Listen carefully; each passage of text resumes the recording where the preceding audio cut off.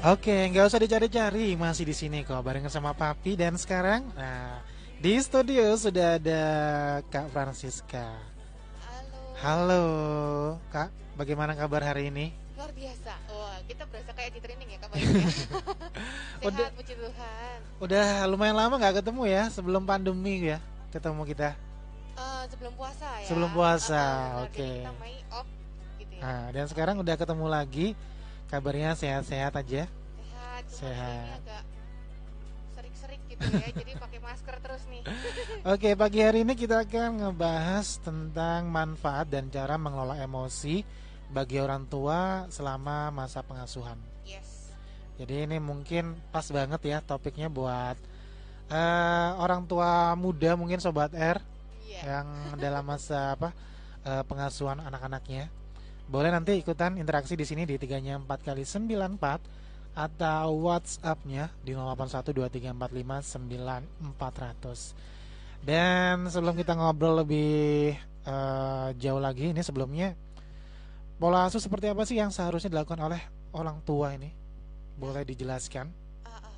Pola asuh seperti apa? Ideal. Yang ideal gitu Hmm, ya. Dimana kalau kita lihat yang ideal buat keluarga A itu belum tentu hmm, ideal juga buat keluarga B iya, gitu ya. Sehingga kondisinya pasti berbeda-beda. Tapi di sini bisa ada satu hal yang universal yang harus hmm, dimiliki oleh setiap keluarga, yaitu dimana di setiap keluarga tuh harus ada yang namanya tuh kasih sayang hmm, gitu ya. Itu udah mendasari perilaku yang berikut-berikutnya tuh. Kalau udah ada kasih sayang di sana, hmm, berarti kita bisa ngatur gimana cara kita berkomunikasi sama anak, hmm, bagaimana cara kita mengelola diri kita dulu hmm. gitu ya, baru kita berespon ke anak seperti itu, Oke. Kak Baim. Jadi yang pasti hadirkan itu ya kasih sayang, Hmm, entah itu ke pasangan, hmm, terutamanya juga ke anak hmm. seperti itu. Jadi secara garis besar haluannya sama tapi caranya beda-beda. Yes, betul banget. Jadi berat kita mau jalan ke satu tempat, boleh lewat sini tapi tujuannya nanti tetap satu Sama tujuan. gitu ya, betul. Nah, oke. Dan pola asuh seperti apa sih yang seharusnya dihindari? Karena yang namanya pola asuh kan tiap orang berbeda-beda. Mm-mm. Jadi jangan, oh orang ini cara asuh seperti ini diterapkan, tapi nggak bisa juga kan nanti cocok kan? Jadi berbeda-beda kan? Iya benar. Nah Jadi ini yang harus dihindari yang seperti apa sih? nah, yang harus dihindari yang pasti adalah seperti yang toxic parent gitu Hmm, ya, di mana orang tua tuh justru menjadi racun. Nah, ini iya. sebenarnya akan kita bahas lebih dalam lagi di pertemuan yang selanjutnya gitu Kak Mhm, Baim. Sesi psikologi yang berikutnya tentang toxic parent itu oke. seperti apa sih? Hmm, Mulai dari kata-kata, mulai dari kayak hukuman seperti hmm, itu ya. Itu pun juga beberapa hal seperti apa sih yang sebenarnya efektif, hmm, seperti apa yang harus dihindari itu sebenarnya ada di sesi yang berikutnya. Tapi oke. nggak apa-apa lah kita gimmick gitu ya Oke yang ya, boleh sekarang. boleh.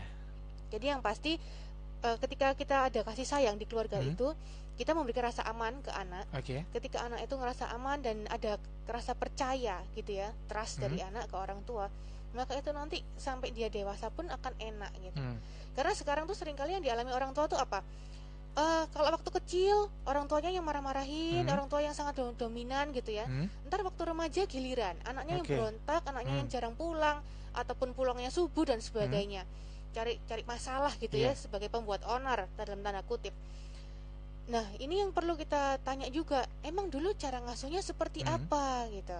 Karena apa yang memang kita tanam ya ke anak itu, apa yang kita investasikan lah istilahnya ke anak mulai dari dia kecil, hmm, bahkan sejak dalam kandungan hmm, sampai dia mulai bisa ngerti gitu, itu emang yang penting sekali oke. gitu. Jadi kalau misalkan kita berharap bahwa ketika anak ini kecil kita perlakukan dengan tidak penuh kasih sayang, Hmm, kemudian ketika besar kita berharap bahwa dia akan menyayangi kita hmm, seperti yang kita harapkan, itu nggak mungkin, itu mustahil oke. gitu ya.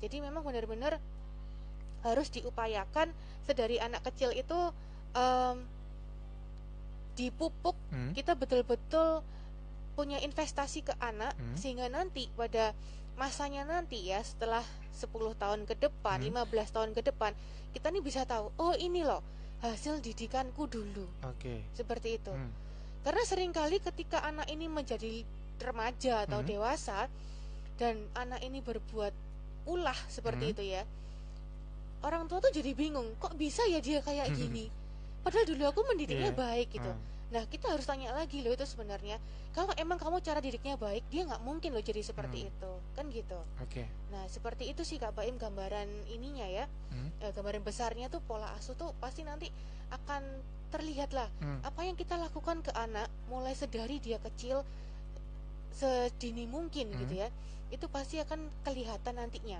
karena itu kan yang kita berikan tuh sebenarnya kan bekal ya. Oke. Semuanya buat bekal dia ketika nanti dia bisa survive, dia bisa mandiri, seperti itu. Oke. Terus perlu nggak sih bicara tentang pola asuh? Jadi kan ketika orang tua nih mengasuh anaknya, perlu nggak sih dari pola asuh yang dia dapat dari orang tua sebelumnya atau kakek neneknya diterapkan untuk anaknya, atau harus ngikuti zamannya sudah beda jadi kita harus ada perubahan? Nah, itu kalau ngomong ke masalah situ kita harus tahu dulu tentang generation gap. Di mana setiap generasi itu pasti punya karakteristiknya sendiri-sendiri gitu ya. Jadi taruhlah mereka-mereka yang lahirnya di tahun 65 sampai akhir 70-an gitu ya. Itu mereka pasti pola pikirnya tuh beda sama yang lahirnya tahun 80-an sampai 90-an. Beda pula sama anak-anak kita yang lahirnya mungkin di tahun 2000-an ke sini gitu ya. Dimana itu ada pengaruh teknologi, pengaruh budaya, dari lagu aja udah pasti beda gitu kan. Nah, hal seperti itu harus kita perhatikan. Jadi kalau kita ingin menyamakan, itu jelas juga nggak mungkin seperti itu. Kayaknya dulu aku tuh nurut loh ya. Kalau misalkan orang tua bilang nggak boleh, ya udah aku diem. Lah kok sekarang anakku yang umur 5 tahun, aku bilang nggak boleh, dia malah tanya kenapa kok aku nggak boleh, gitu kan.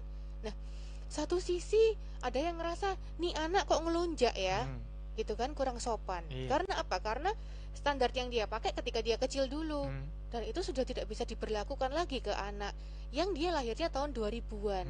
Ini jelas beda sekali seperti itu. Ini yang seringkali orang tua tuh tetap menuntut gitu ya. Loh, mama dulu, papa dulu, zaman itu bla bla bla bla bla. Sementara semakin orang tua seperti itu membandingkan masa lalunya, keberhasilan masa lalunya dengan anaknya sekarang, si anak ini juga jadi makin menjauh gitu ya.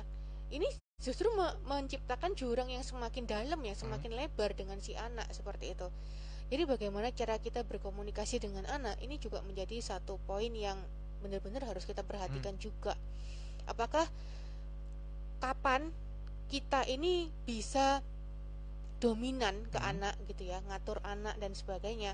Kapan juga kita ini bisa kasih kesempatan, ya udah deh kamu coba dulu. Nanti kalau kamu nemui kesulitan baru nanti orang dewasa, orang tua ini akan bantuin. Nah, hal-hal seperti ini yang kita ini harus belajar terus sebagai orang tua. Nah, belajarnya dari mana? Kita bisa punya komunitas parenting gitu ya. Dan nanti saya dan teman-teman juga akan mengadakan komunitas parenting di mana itu ada kesempatan yang luas sekali untuk kita belajar bersama tentang parenting itu seperti apa. Bisa juga dengan workshop tentang parenting juga, yang nantinya kalau yang terdekat sih tanggal 13 nanti saya dan teman-teman juga akan ngadain juga gitu ya, menghadapi kondisi new normal ini dengan saya yang baru itu, saya yang harus seperti apa sih, termasuk juga saya ketika berperan sebagai orang tua, sebagai seorang karyawan, sebagai seorang pribadi, sebagai seorang pasangan, saya itu harus ngapain kan gitu. Jadi terus-teruslah banyak untuk mencari ilmu pengetahuan yang baru, update, dan seringkali orang tua tuh nggak sendiri kok, yang ngalamin masalah seperti itu tuh banyak gitu ya. Dan mungkin ada satu orang yang sharing di sana, oh cara itu bisa sukses buat anaknya, kalau coba saya terapkan di keluarga saya bisa nggak ya, ternyata belum bisa nih. Nah, kita bisa cari lagi kan referensi nyata nih dari teman-teman di komunitas, kalau yang si C gimana ya, dia kalau ngadain kondisi seperti ini, apa yang harus dia lakukan seperti itu. Jadi cari referensi emang sebanyak mungkin, dan sebisa mungkin dari kasus nyata yang ada orangnya betulan, kita bisa langsung terkoneksi, bukan sekedar baca dari sosial media. Karena kadang kita nggak tahu ya sosial media itu beneran kayak gitu apa enggak gitu. Atau dibuat-buat ya. Nah, seperti itu juga. Jadi untuk pola asuh itu memang tiap orang berbeda-beda, dan tiap karakter anak ini juga walaupun satu keluarga ya, kakak adik karakternya juga beda-beda. Benar. Nah, ini kadang memicu emosi dari orang tua. Terus bagaimana ya cara untuk mengelola emosi ini untuk menghadapi satu anak dengan anak yang lain? Buat orang tua ini seperti apa, Kak? Yang pertama yang perlu orang tua tahu adalah manusia punya emosi ya, dan itu wajar, dan itu emang kodratnya kita sebagai manusia gitu ya. Emosi itu nggak cuma marah, emosi itu ya ada senang, ada kecewa, ada merasa takut, merasa kehilangan. Itu semua emosi yang muncul seperti itu. Tapi seringkali kan sekarang orang bilang emosi itu marah gitu identiknya. Nah, oke lah, kita bahas tentang marah nih. Seringkali juga kenapa sih kok kita tuh marah gitu ya? Itu kan kita bisa pakai teori makanya tuh pakai ERO. E itu event plus R tuh respon gitu ya. Bukan reaksi gitu ya, tapi respon. Hasilnya nanti sama dengan O, outcome. Hasilnya akan seperti apa? Misalkan apa sih yang bikin kita marah? Misalkan nih anak menumpahkan minuman gitu ya di lantai. Itu sebenarnya kan sesuatu yang netral. Itu menjadi tidak lagi netral ketika si orang tua ini baru aja ngepel, terus dia menjatuhkan minuman. Wah, itu rasanya bisa langsung kayak tersulut begitu ya.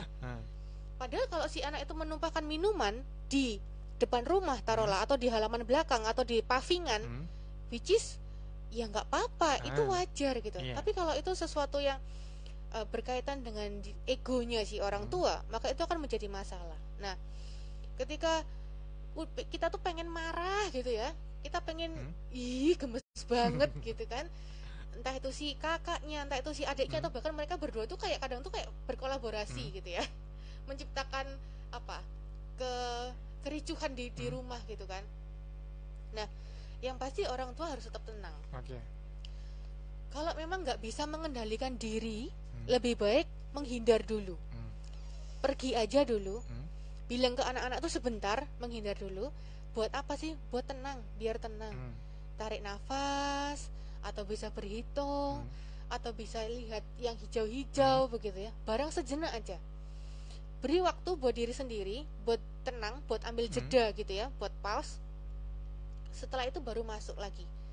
Dikasih tahu baik-baik anaknya. Jadi jangan sampai yang istilahnya itu kita, anak ini udah salah, kemudian kita malah ngomel-ngomel, kita malah marah-marah. Itu juga nggak ada gunanya kok. Itu tumpahan juga nggak akan bersih dengan sendirinya gitu kan, malah kitanya yang capek seperti itu. Nah, ketika kita mau merespon seperti apa, kita tuh bisa mikir kok. Jadi seringkali kan orang bilang, aduh wis nggak tahu, nggak bisa mikir, aku nggak bisa mikir. Oke, berarti itu saatnya untuk ngambil jeda, untuk kita pergi dulu, kita menarik diri dulu, terus baru kita buat bisa menghadapi hal itu lagi. Jadi jangan dipaksain juga seperti itu. Jadi seperti itu ya, kita kasih jeda buat diri kita sendiri. Betul. Supaya lebih tenang ya. Pasti. Dan berikutnya kita bakal ngobrol lagi. Nah, ini tentang biasanya kan buat orang tua yang aktif bekerja, ayah ibunya bekerja, nih anak-anaknya kadang diasuh kalau nggak sama neneknya, sama pengasuh. Nah, ini bagaimana? Ini apakah pola asuh ini diserahkan sepenuhnya kepada pengasuh, atau orang tua tetap berperan, tapi di sela-sela pekerjaan yang banyak itu kan mungkin waktunya nggak begitu banyak ya. Benar. Ketika udah pulang, anak mungkin sudah tidur. Nah, ini bagaimana nih Kak? Nah, gimana sih cara memanfaatkan waktu seefisien mungkin gitu ya buat para orang tua yang bekerja? Apakah itu yang beberapa masih ada yang work from home kali ya, juga ya yang harus udah mulai masuk ke kantor lagi gitu. Nah, ini bisa kita manfaatkan juga pakai cara bermain ya, Kak Baim. Jadi ini ada sebuah kartu. Ini kartu yang saya bawa nih ada cukup banyak nih ya, kartu-kartu dari Points of View yang ntar tuh ada gambar sama ada kata-katanya gitu. Yang kartu-kartu ini bisa kita mainkan sesuka kita, sekreatif mungkin gitu ya, karena ini ada unsur terapeutiknya juga. Maksudnya apa terapeutik itu ya? Pernah dengar kata-kata terapi dong? Jadi itu ada unsur untuk self reflectionnya. Jadi mengajak kita tuh untuk merefleksikan diri, juga untuk cari insight, pencerahan seperti apa. Nah, terkait yang tadi, yuk kita coba ya dengan pertanyaannya Kak Baim tadi ya. Nah, pola asuh seperti apa sih yang bisa kita terapkan gitu buat anak-anak. Tadi Kak Baim juga udah ambil 5 ya kartu yang itu secara tertutup dan belum dibuka sama sekali.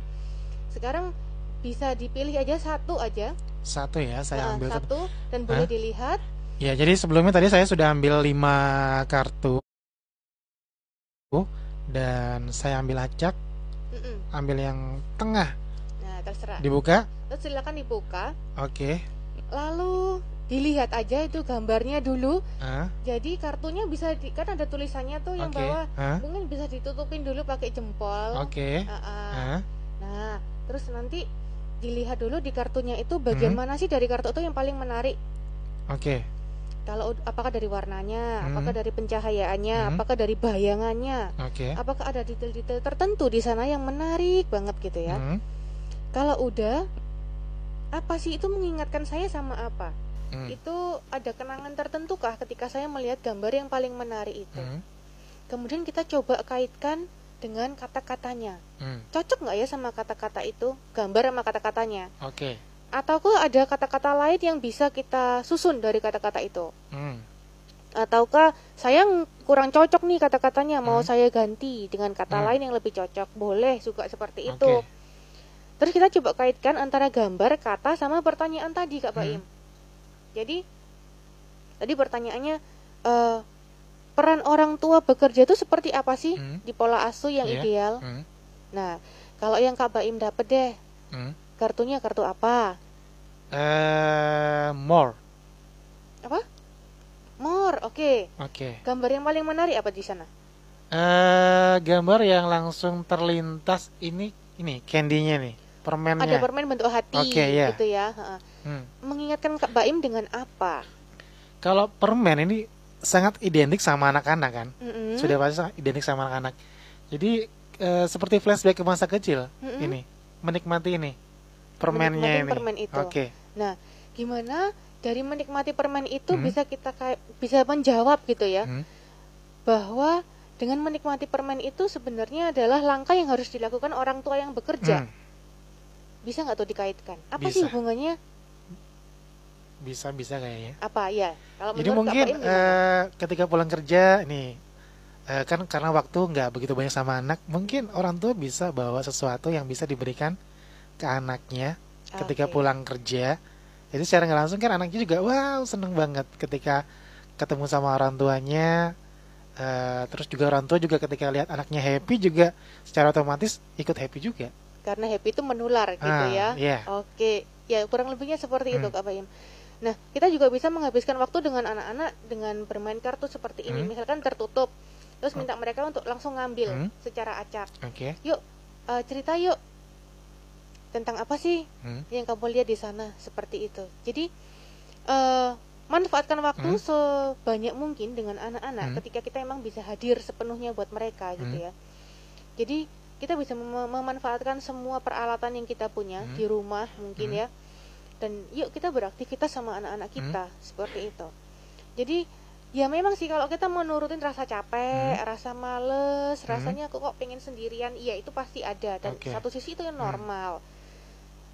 Lagi-lagi kita harus bisa mengatur ya prioritas jadwal kita akan seperti apa, seperti itu. Nah satu lagi deh Kak, mungkin biar seru gitu ya. Bisa diambil kartu 2 kartu gitu ya, yang lain langsung aja dibuka, terus coba dari situ dibuat cerita gitu. Nah yang saya duluan ya, saya juga ngambil kartu secara acak di sini. Ini kartunya gambarnya dasinya laki-laki gitu ya, kayak dasi pekerja, sama ini sepatu. Wah ini kayaknya cocok banget sama pertanyaannya gitu kan. Dimana kalau orang bekerja tuh biasanya kan kalau mereka yang kantoran tuh kan pakainya rapi kayak yang di foto ini gitu ya. Nah ini buat saya sih yang satunya berwarna, satunya hitam putih.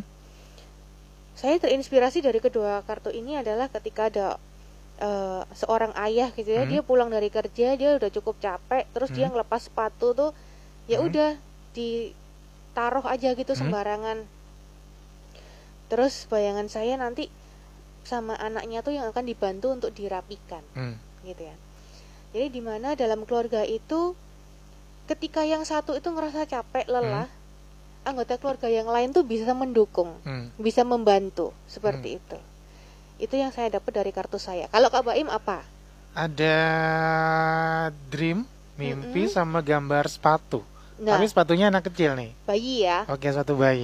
Kalau dibuat cerita seperti Kalau dibuat cerita ini yang terlintas dalam pikiran, tiap anak ini kan pasti punya mimpi, Yes. punya impian. Mm-mm. Nah, ini mungkin bisa bertanya, kamu lagi pengen apa sih? Atau mungkin ibaratnya dikasih reward anaknya nih. Pengen apa? Mungkin kan namanya anak kecil mungkin simple lah, pengen sepatu baru. Nah, mungkin dari situ akhirnya bisa ada komunikasi atau mungkin langsung diajak jalan-jalan atau diajak ke toko sepatu buat apa ya? Buat milih-milih sepatu. Jadi seperti itu sih yang terlintas. Terlintas cepat ya Kak Bayam ya. Jadi kan ini nggak pakai di skenario kita sebelumnya gitu ya. Nah, hal-hal seperti ini yang bisa jadi kunci pembuka kita untuk komunikasi dengan anak. Seperti itu. Jadi dari cerita-cerita tadi kan seperti dari Kak Baim nih. Kalau dari yang pertama kali itu kan yang permen tadi itu juga mengingatkan tentang reward untuk anak, dibawain pulang sesuatu lah gitu. Terus dari cerita yang kedua juga tentang reward. Nah, kita bisa ngelihat secara bawah sadarnya gitu ya. Oke, sepertinya isu tentang reward ini cukup penting buat Kak Baim untuk saat ini gitu ya. Ini nanti sebagai orang tua kita bisa lebih peka. Oh iya, mungkin memang ini yang sedang dibutuhkan oleh anakku. Kalau si anak ini sukanya rewardnya berupa benda, barang-barang, mungkin itu yang harus aku bawakan untuk dia. Mungkin untuk kakaknya atau adiknya atau anak yang lain itu berbeda. Mungkin yang lain ketika dikasih kartu seperti ini yang muncul adalah tentang ada anak tuh lagi seneng, dia lagi main, terus dia dipuji, kok cantik sekali rambutnya, panjang, halus sebagainya. Oh ternyata kalau yang si kakak atau si adik ini lebih suka pujian. Jadi bukan tentang benda yang hadiah-hadiah gitu ya. Nah seperti itu. Jadi dari cerita itu kita bisa jadi lebih peka, lebih kenal juga sama anak kita. Itu serunya Kak. Gitu. Lumayan seru ya ini ya permainannya. Kan? Iya. Oke, ini ada satu pertanyaan yang masuk. Ini dari Linda yang ada di Suko. Bagaimana sih cara menentukan pola asuh yang tepat bagi orang tua? Mengingat tiap orang kan punya cara mengasuh yang berbeda-beda. Dan perlukah ada sosok yang ditakuti? Oh ya, ini kan biasanya orang-orang beranggapan ketika ada anak yang lumayan hiperaktif atau nakal ya, ini harus ada yang ditakuti nih, entah ibu entah ayahnya. Ini perlu nggak sih didoktrin ya sepertinya ya. Kadang iya memang kadang di keluarga saya sendiri kadang ini harus ada yang ditakuti salah satu, karena kalau dikasih tahu sama ayahnya nggak mempan, ibunya nggak mempan, harus ada sosok yang ditakuti supaya ibaratnya nurut. Ini perlu nggak sih Kak? Kalau menurut saya pribadi, alangkah lebih menyenangkannya ya, ketika bukan hanya satu orang yang dia takuti, tapi semua orang dia hargai. Ya jadi kita coba sedikit aja bergeser gitu ya, bukan tentang siapa yang dia takuti, tapi siapa yang dia hargai, siapa yang dia mau dengerin lah. Ketimbang cuma satu orang doang yang kita jadikan sebagai jagoannya untuk menghandle anak ini. Gimana kalau kita semua adalah orang-orang yang bisa menghandle anak ini? Misalnya ya, seringkali tuh biasanya kan sosok ayah tuh karena dia lebih pendiam, dia yang kerja di luar, kan stereotipnya seperti itu ya. Ibu tuh yang paling cerewet, jadi kalau udah ngoceh kayak apa juga nggak bakal didengerin gitu ya. Nah, yuk kita coba berbalik. Bukankah alangkah menyenangkannya ketika ibu itu nggak usah ngomong, ya, dia bisa menggunakan sumber yang dia miliki, yaitu ini gerak tubuh gitu ya. Which is itu komunikasi non-verbal itu kan yang paling dahsyat. Itu kan menyampaikan pesan tuh jauh lebih ampuh ketimbang kata-kata kita seperti itu. Sehingga tidak perlu kita menunggu sosok yang ditakuti anak untuk anak ini mau nurut. Semua orang bisa. Dan itu value yang penting banget buat kita ajarin ke anak gitu ya. Bahwa kita harus respect sama semua orang. Bukan cuman orang yang lebih tua, enggak. Ke anak-anak yang lebih muda pun kamu juga harus respect loh. Bukan berarti terus kamu kalau lebih tua kamu bisa seenaknya sama adik kamu gitu ya. Sehingga misalkan yang selama ini ditakutin adalah ayah, terus ayahnya lagi keluar kota lah, anaknya kan istilahnya bahasa Jawa tuh jarak gitu ya. Mentang-mentang karena nggak ada lagi yang tak takutin, aku bisa seenaknya karena ibuku juga powerless, tidak punya kekuasaan untuk mengendalikan aku seperti itu. Nah, Itu yang betul-betul harus kita pahami terlebih dahulu, konsepnya kita sendiri sih. Jadi ini bukan masalah takut atau enggak, tapi mau didengarkan itu bukan berarti orang takut loh. Tapi karena orang itu interest sama orang itu, orang itu menghargai orang itu hormat sama orang itu, sehingga orang itu pesannya apa itu nyampe ke saya. Nah seperti itu. Jadi bukan masalah takut atau enggak. Seperti itu sih Kak Baim ya. Semoga terjawab ya. Terus tadi yang selanjutnya, bagaimana menentukan pola asuh dari orang tua, karena tiap orang-orang kan berbeda nih. Terus mungkin maksudnya dia bagaimana sih cara saya menentukan pola asuh terhadap anak saya? Itu tadi ya, karena memang beda-beda tuh bener banget. Dan setiap anak pun juga beda. Ada yang cuman dipelototin udah takut. Ada yang sampai harus ayo sini kita ajak, sampai kita gadeng gitu ya. Ayo mandi. Mungkin yang si A ayo mandi, udah dia jalan mandi. Yang si B 2 kali ngomong dia jalan. Yang si C mungkin sampai berbusa juga dia nggak akan gerak gitu ya. Tapi dia harus tipikal yang harus diajak. Tujuannya apa sih? Oh aku pengen anakku mandi. Tujuannya kan itu. Terserah mau dia mandinya itu ntar pakai mainan air di dalam atau gimana, atau dia pakai ngomel-ngomel, itu bukan hal penting. Misalkan nih banyak kali kan, nantilah aku masih mau nonton TV atau mau main gadget kan ya, sekarang lagi musim tuh, nanti aja blablabla. Itu nggak usah digubris gitu. Sekarang mandi, tapi aku masih mau sekarang mandi. Jadi kita kasih instruksi itu singkat aja. Kita tuh harus jaga diri kita juga gitu ya, jangan sampai karena kondisi yang lelah itu pasti emosinya pasti gampang banget kena bakar gitu kan ya. Sehingga cukup yang jelas, singkat, padat, dan itu berulang kali sampai anak itu melakukan. Kalau emang itu masih belum mempan, ya sudah, coba berikan dia space dulu untuk berpikir sebenarnya.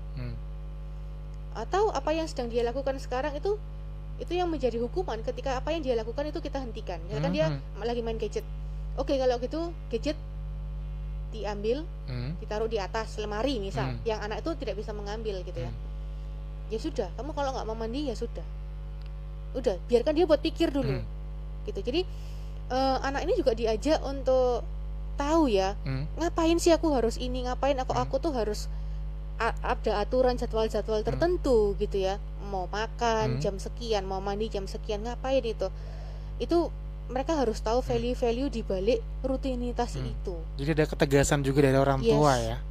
Oke, di sesi terakhir Sobat Eri ya, bicara tentang pola asuh ini Kak, sampai ada batasan nggak sih anak-anak ini tetap dalam masa pengasuhan, atau ketika dia sudah umurnya 17 atau 16 itu udah stop untuk istilahnya pola asuhnya udah dikasih kebebasan? Sampai anak itu dalam batas usia yang bisa dibilang dewasa gitu ya. Mungkin 17 tuh cukup ideal buat di kita, karena itu kan udah bisa bikin KTP gitu kan ya, udah masuk kategori dewasa 18 tahun, itu lebih pasti juga. Tapi kalau kita ngomong masalah secara sosial emosionalnya, itu masih belum bisa loh. Gitu kan, orang itu benar-benar bisa ambil keputusan sendiri secara mandiri, bahwa semua keputusan dia tuh benar-benar dipikirkan matang, itu juga belum bisa. Karena secara perkembangan fisik itu bagian otak kita yang memang bisa mempengaruhi untuk pengambilan keputusan itu berkembang secara optimal itu di usia 20 sampai 25. Seperti itu. Jadi ya ini kita mau lihatnya dari sisi mana gitu ya. Tapi kalau kita orang timur gitu ya, budaya timur, itu kayaknya walaupun udah beranak cucu, itu kayaknya masih lekat sekali begitu ya. Beda sekali kan kalau kayak di budaya barat itu kalau udah usia 18 bahkan mereka udah hidup sendiri, mereka udah keluar dari rumah seperti itu. Tapi kalau di kita kayaknya sepanjang hayat bisa-bisa ya itu tetap jadi melekat terus sama orang tuanya, sehingga kalau ada apa-apa sama anak itu ya nama orang tuanya kebawa, nama saudara-saudara semuanya tuh kebawa gitu ya. Seperti itu. Jadi faktor budaya itu juga berperan sangat penting Kak. Maka dari itu kita benar-benar harus bisa menjaga diri kita, karena warisan kita itu ngaruhnya banyak gitu ya. Bisa juga ke keturunan kita pasti secara langsung, nyangkut ke saudara-saudara kita bisa. ke teman-teman kita bisa, jadi merembetnya tuh kemana-mana. Jadi kita tuh benar-benar harus bisa jaga diri, ya jaga hati, jaga pikiran, jaga perkataan, jaga perilaku gitu ya. Dan semua itu bisa untuk kehidupan kita yang lebih baik lah. Seperti itu. Anak itu juga punya keinginan sendiri gitu ya. Jadi kita tuh fungsinya lebih banyak sebagai pengarah, pembimbing seperti itu. Tidak semuanya tanggung jawab kita sebagai orang tua. Ajari anak juga untuk ambil keputusan sedini mungkin, belajar gitu ya. Kemudian yang kedua, cari komunitas. Karena itu kita bisa saling sharing di sana, kita bisa saling belajar di sana. Dan itu semua dari cerita nyata. Bukan karangan. Bukan katanya gitu ya. Itu malah menjerumuskan sekali. Dan yang ketiga, jangan pernah berhenti buat belajar gitu ya. Belajar tentang apapun sebenarnya, karena itu nanti akan dilihat oleh anak juga. Anak itu kan peniru yang ulung. Jadi apapun yang kita lakukan tuh anak pasti akan tiru kita. Ya, tergantung kitanya. Kita mau memberikan contoh yang baik atau yang kebalikannya. Seperti itu. Itu aja sih Kak Baim, 3 poin itu ya. Terima kasih Kak Francisca. Ini sebenarnya seru banget obrolan, cuman karena waktu kita terbatas ya. Terima kasih juga buat Sobat R yang tadi udah ikutan interaksi. Sukses selalu buat Kak Francisca, dan sampai ketemu lagi dengan topik-topik yang lebih seru ya. Siap Kak Baim, terima kasih banyak. Terima kasih buat Sobat R, dan yang mau melanjutkan aktivitasnya, monggo dilanjut aktivitasnya. Terima kasih buat yang sudah gabungan. Dari studio 94,5 nomor 52 Mojokerto, Baim Baskara. Wassalamualaikum warahmatullahi wabarakatuh. See you and bye-bye. Tetap di rumah aja, jaga kebersihan dan juga jaga kesehatan.